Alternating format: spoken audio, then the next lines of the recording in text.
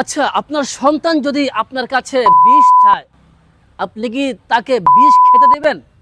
বলবেন না। আচ্ছা, আপনার সন্তান যদি আপনার কাছে অস্ত্র চায়, আপনি কি তাকে হাতে অস্ত্র তুলে দিবেন? বলবেন না। আপনার সন্তান আপনার কাছে বিষ চাইলে তাকে বিষ দিবেন না, অস্ত্র চাইলে দিবেন না, কারণ সে মারা যেতে পারে। তাহলে আপনি কোন যুক্তিতে আপনার অল্প বয়সী একটি ছোট্ট শিশুকে মোবাইল হাতে তুলে দিচ্ছেন? এই মোবাইলটি বিষের চেয়েও আরো মারাত্মক, অস্ত্রের চেয়েও আরো ধারালো। এই মোবাইলের কারণে আপনার ছোট্ট শিশুটি ছোটকালেই সে ব্যস্ত হয়ে পড়েছে।